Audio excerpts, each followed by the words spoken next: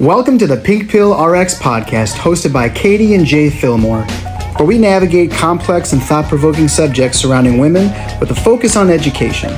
For shorter form content, follow us on TikTok at Caters88. That is KATORS88. If you enjoy this podcast, please give us a follow.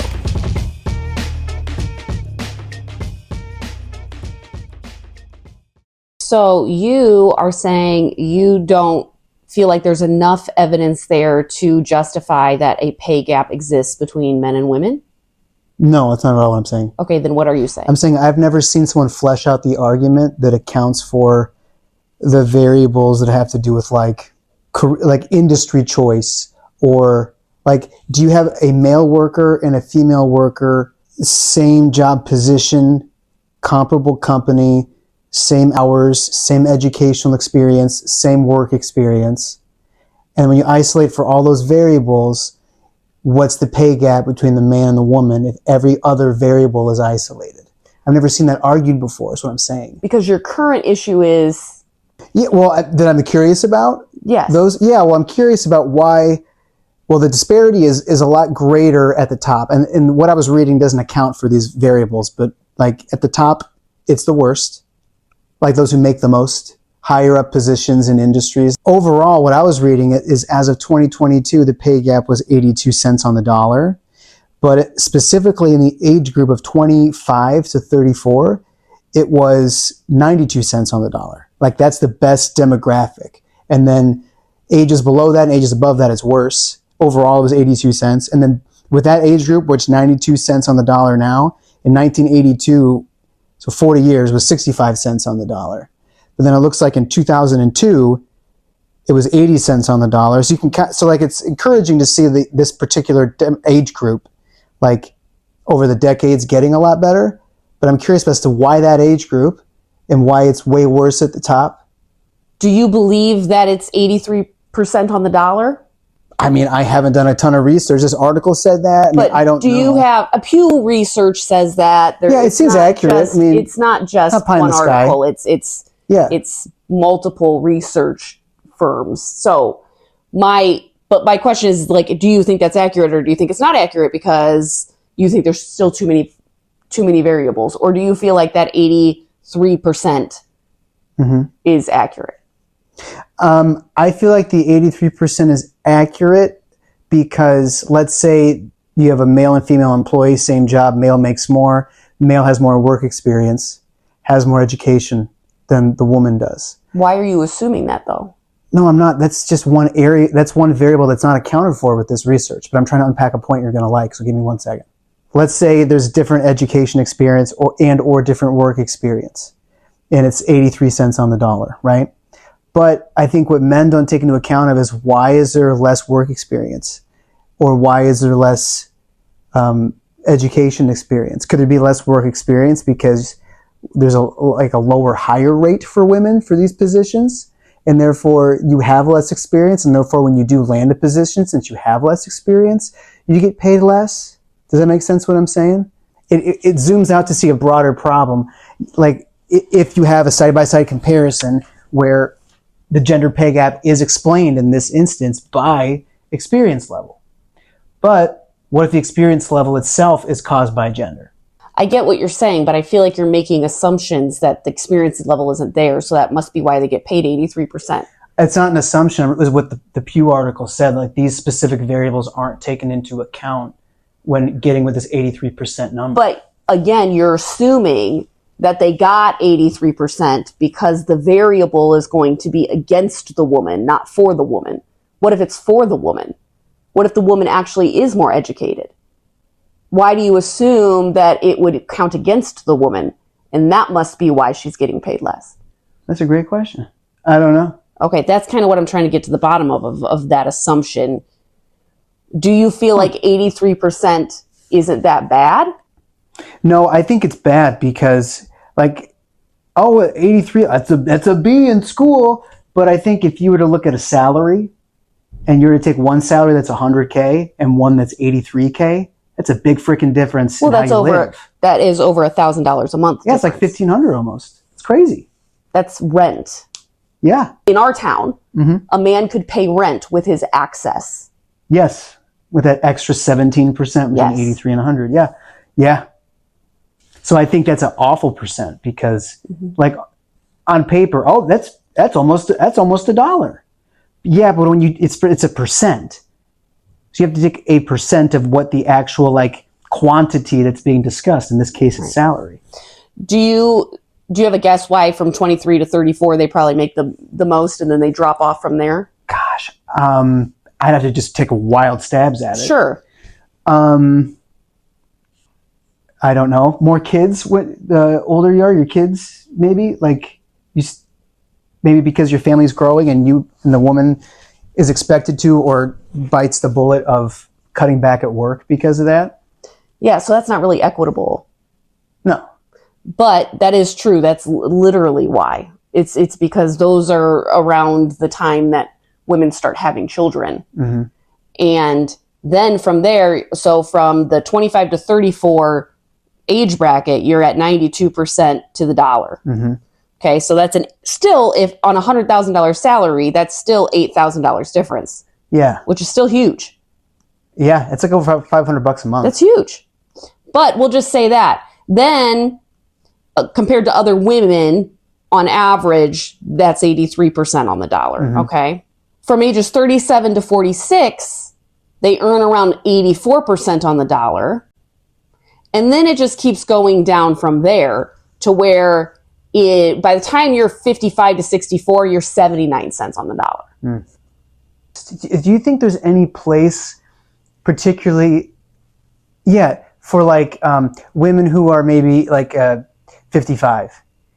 And let's say, I mean, these are assumptions, so you can poke holes in this all you want, and that's totally fine because I'm just talking. Little thought experiment. Let's say you're 55, and let's say you've been in the same position for 20 years. Okay? So you were hired, let's say 2004. Gender pay gap was wider in 2004. But if you started at a lower salary then, you think your employer, as the years go by, is going to catch you up to your male counterparts? I don't think so. So I wonder as the years go by if those older demographics will continue to get better simply because they were hired like later and later in history. So their starting pay would have been higher and higher. Does that make sense? That makes sense. I don't personally think it's that. Because we have an invisibility problem with older women. Women are valued based on their youth. Men are valued based on their experience. So there's an inverse relationship between men and women. As women age, their value in society and culture becomes less. As men age, their value increases. And you see that in the pay gap too. Women are less valued as they age, and men are more valued as they age. It's actually considered like an invisibility war on older women, just because culture tells us that we're most attractive, before we're even legal drinking age.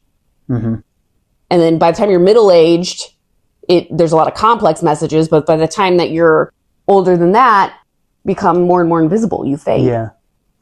Yeah, I've heard that talked about before. That's my extent of it, unfortunately. I think it's more of a cultural, personally, I think it's more of a cultural thing. Oh, I would think so. And women as young as 40 report this phenomena. Because you stop getting paid attention to. Because women get paid attention to a lot for the way they appear. Or their child-making abilities, or their youth, their youthfulness, their fertility, their all these things that go away. Let's say you're 40 years old. Some women do have babies at 40. That's not a problem. But for this example, we'll say that you're done with your childbearing years. You have another half of your life to live where you're not going to be that. But that back half, you're going to feel more and more invisible. Yeah, that makes sense to me. However, I have to tell you about the coolest study, but I was going to bring this up if you didn't. You do it then. Well, you're going to have more details than me, but correct me if I'm wrong. Does this have to do with elephants? Yes. Okay, because I remember the purpose of the female elephants that can no longer, because in all other mammals, basically females of that species can reproduce until like they're super, super old. Basically until forever. death. Yeah, I mean, they might not die. conceive, but they still go into heat. Have a cycle. They still have a cycle. Yeah, they might Yeah. not be able to carry to term, but Right. they don't go through menopause. But the only two animals or mammals that do are humans and elephants. Yes. Right? I don't know, like you talk about this part, but like the implications and perhaps some of the why behind how that works, or what people have observed with elephants also applies to the human population. Yeah, so there's a theory that there has to be an evolutionary benefit to the fact that those two mammals go into menopause and therefore are not fertile throughout their entirety of their life.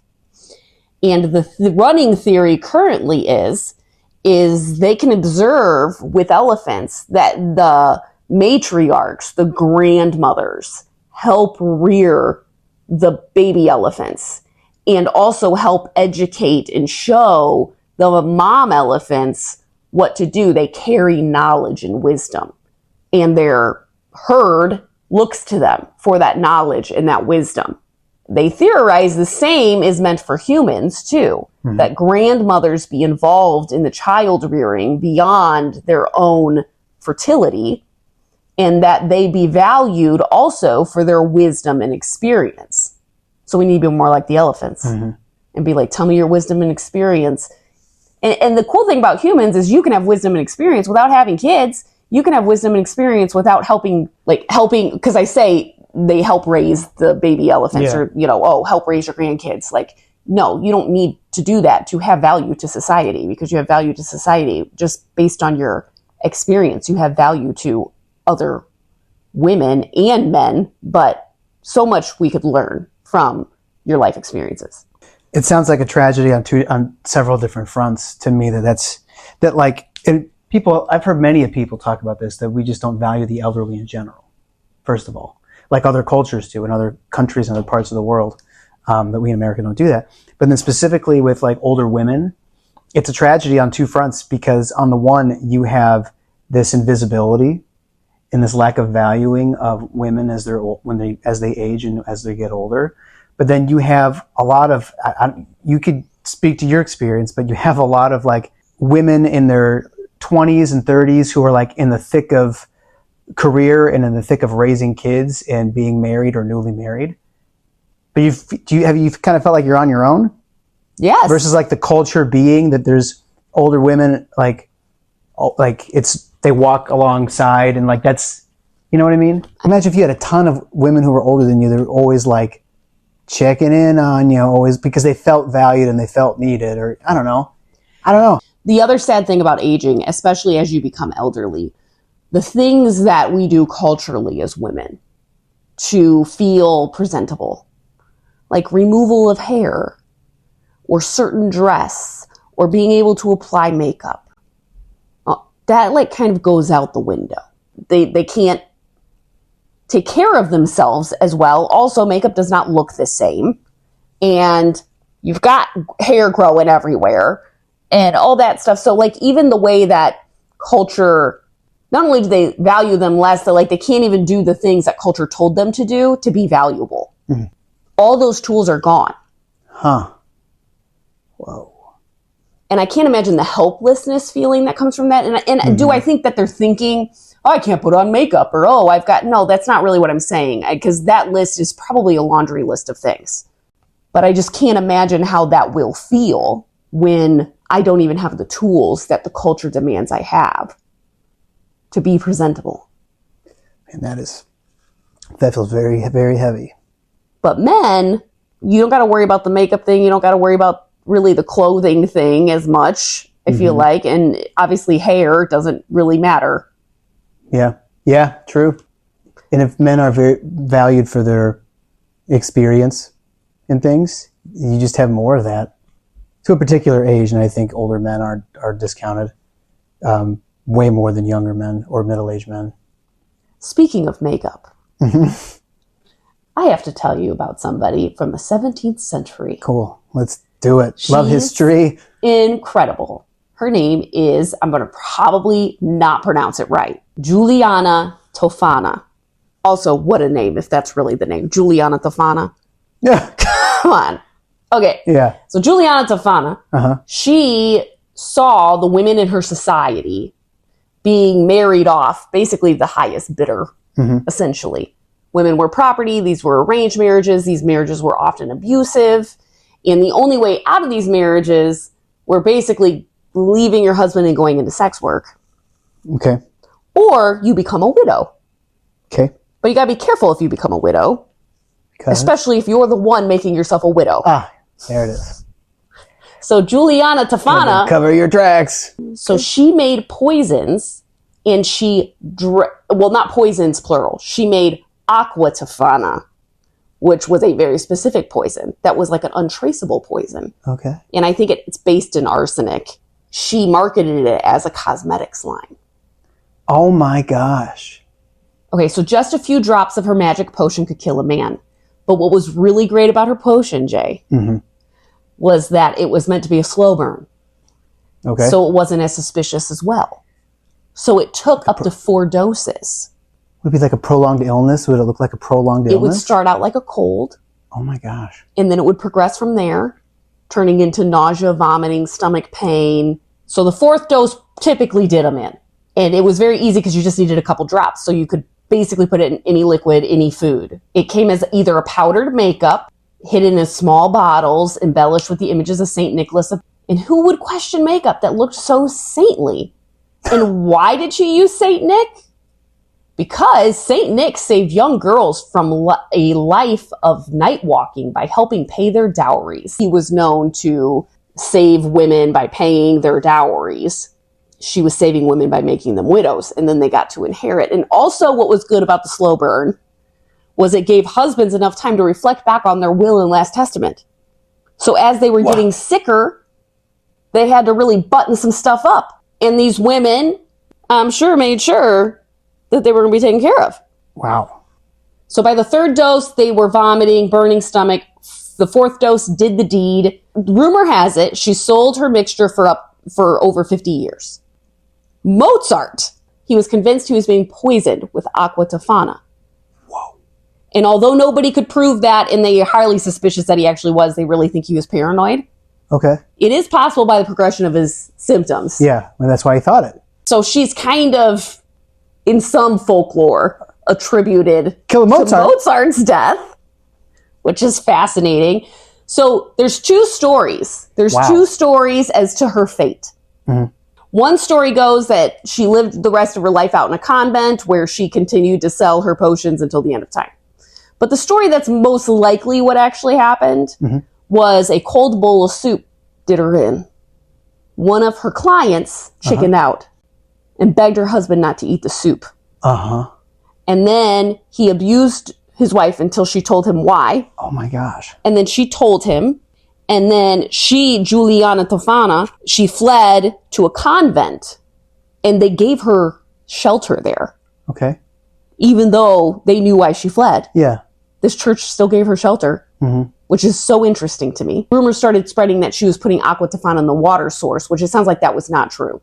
But they made this up, and so then they got the townspeople behind it. Okay. And they rushed the convent, and they drug her out, and they abused her, and then they executed her, essentially. But upon her abuse and execution, she admitted to poisoning over 600 men, which makes her the most prolific serial killer. Yeah. This is more Dexter serial killing. Incredible women of history. That's interesting. Like, moral of the story, don't beat your wife. Yeah, is that what most of these circumstances were? Like some type of like just, they are oppressed and just desperate to get out type thing? Yes. Like probably most of them. I can't say, all of them, but I'm assuming that was the pattern, that was what was going on. But she did it with the intent of selling it to get these women so they could escape bad marriages and abusive husbands. So women went to her. Got it. And many of the people that Tofana sought to help were forced to wed in arranged marriages because at that time, they were all arranged, basically. That's wild. I wonder if love marriages became the preferred type because there was less risk with possible abuse, that it felt safer than arranged, that there was a chance a man could be kinder because he loved you. Yeah. Because then he might be kind to me. a better chance. Yeah. Oh, man. So the pink tax. This is just another area where women are spending more money than men. And the pink tax is basically equivalent products that are marked up simply because they're a woman's product. But they do the same thing. They do the same thing. And I think it originally came to terms based on razors, like pink razors versus... Right. And they do the same thing, but one's more... That's what I was thinking of initially, was razors. Because it's not just that women have to buy more products. Like, they buy makeup that men don't buy. There's obviously, like, tampons and pads and things like that men don't have to buy. But then also the things that we both have to buy, yours cost more, right? Yes. So let me give you some examples. Okay. Pants. They reviewed 40 different brands of pants. Okay. In dress pants, specifically. 40 different brands of dress pants. The price difference was $3.95. It was about a 6% difference. Okay? Dress shirts, again, 40 brands. Okay. That difference was 13% difference. Oh, that's bigger. That's okay. Pretty big. Sweaters were a 6% difference. Okay. Jeans were a 10% difference. Okay. Shirts were 15% difference. Oh, that's... Okay. Socks were 3% difference. And get this, underwear, 29% more expensive. There's less fabric there. I know, that's what I was thinking. There's less fabric that's used. So then I'm wondering, okay, it's not different fabric. I mean, cotton's cotton, right? Or polyester's polyester. Yes. And it's not more expensive to stitch, I wouldn't think. But it doesn't stop there. That's just clothing. We're going to talk about dry cleaning now. A man's shirt to dry clean is about $2.86. But a woman could expect to pay on average $4.95 for the same service at the same dry cleaner. Is there a rationale given for any of that? Not that I'm reading. I would love to ask a dry cleaner. Oh, I'm sure they say it's more complicated. And then I would ask, educate me. What are the extra steps? What's the extra materials that you need? We should do an experiment where you bring in a shirt that's like a button-up shirt. Yeah, white button-up shirt. And then I bring in a white button-up shirt. Yeah. And see how much they charge me. Yeah. And we go on different days. Yes. But I still love to ask them why. Well, then we can ask why. Yeah. We'll both go at the same time to pick them up. Yes. And we'll ask why. Not in a confrontational way, but just out of curiosity. Just out of curiosity. I want to see if it's true. Like here, locally, in my house. Yeah. Okay. In my town. Okay, so now we're going to go personal care products. Okay. Whew, this is going to really... I feel like this is going to be the worst one. Shampoo and conditioner, what do you think? What's the percent difference? 40. 48% difference. And it's the same number of ounces, right? Yes, this is like apples to apples. They evaluated 16 brands. Okay. Razor cartridges, 11%. Okay. Razors, 11%. Lotion, 11%. Deodorant was only 3%, which surprised me. Body wash, 6%. Shaving cream, 4%. But how early does this pink tax start? In childhood. Because girls' toys are more expensive than boys' toys. It starts very early on. Give me. You are spending more money because you have 4 girls. Bikes and scooters. Pink versus not pink. Yeah. Stop. Girls was 6% more expensive. General toys. They did 20 different products. 11% difference. Okay. Preschool age toys, boys versus girls. Okay. 9% difference. Wow. Helmets and pads. 13% difference. Okay, this is ridiculous. Yeah, it's hurting you now. Yeah, 4 of them. You got 4 kids. Arts and crafts. Ones that are marketed towards girls versus boys. Okay. 7% difference. Like markers? Yes. If it's marketed as a girl product. Dude. So like, for example, a bike at Target retailing for $80 for a girl, while the boys version of the exact same bike is $64. That's weird. Yes. Let's talk about car repairs and servicing. Oh my, whoa. They had men and women calling randomly various selected repair shops in New York, asking for a repair job for their vehicle. Exact same repair, exact same vehicle, It was to replace the car's radiator. Okay. Women who sounded clueless about the cost of the job over the phone received an average replacement cost of $406. Okay. Whereas men received an average price of $383. It's a 10% discrepancy. So women were paying 10% more just because they sounded clueless. So another study was done from the New York City Department of Consumer Affairs, and it showed that women who bought used vehicles were twice as likely to receive an overvalued price. The study found that men received favorable pricing on the same job more than 50% of the time when purchasing the same make and model of the car. Whoa. Over 50% of the time? Yes, men ended up paying less over 50% of the time. You can't explain that away. That's nuts. Now think about that pay gap. Mm-hmm. And we're paying more. Oh, you're making less and you're paying more. Exactly. And you have to buy extra stuff all the time compared to men. You know if men had periods, that their period products would be government subsidized. Yeah, it would have been an amendment probably. Probably.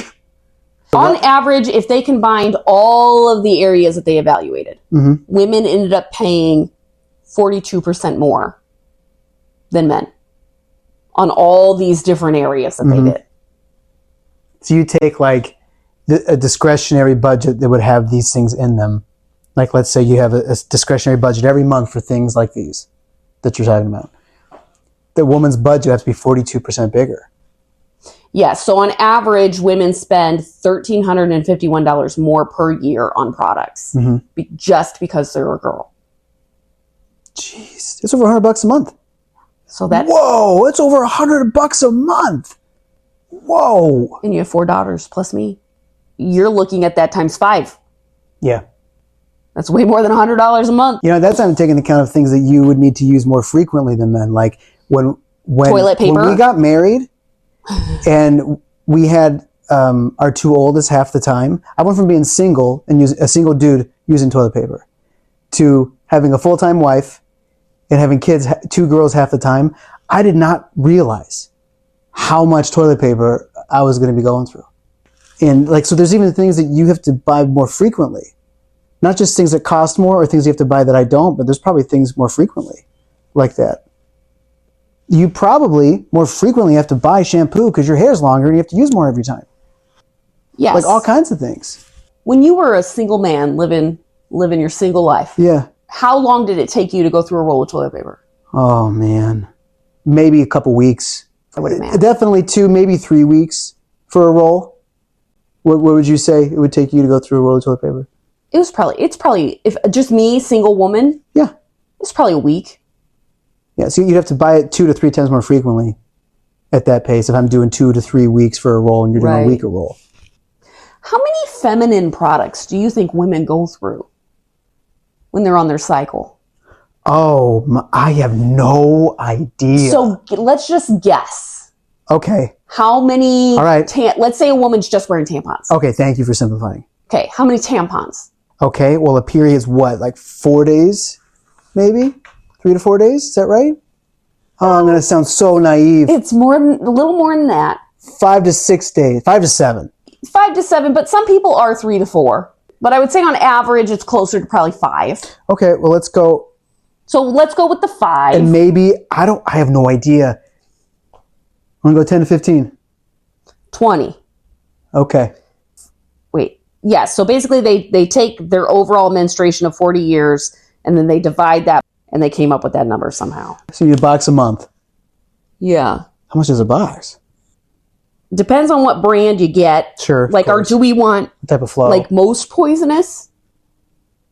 Mid-tier? Most poisonous, you're looking at like $7.99. Okay. What if you have to actually pay again for health? Just like we do with produce and meat and all kinds of things. Well, we'll do it at the same store. Tampons I use that are supposed to be organic, not bleached, have no chemicals in them. No lead. All that stuff. No lead. Gosh.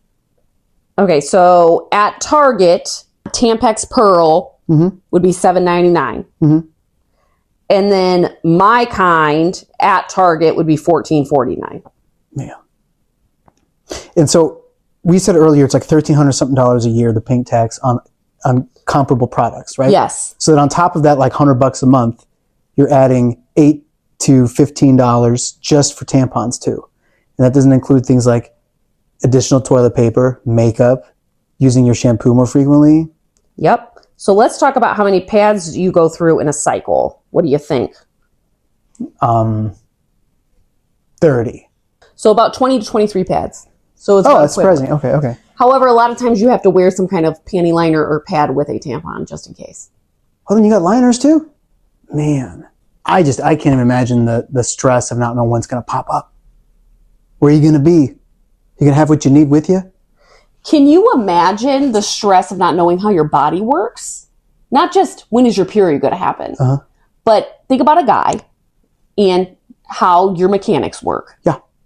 And it was just a mystery, basically nobody ever taught you about ejaculation and nobody ever taught you about sperm really, just that you have it and that it can make a baby. And you have no idea when could actually be fertile versus when you're not fertile.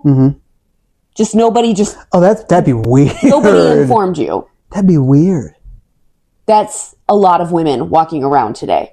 And that's definitely sex ed in high school.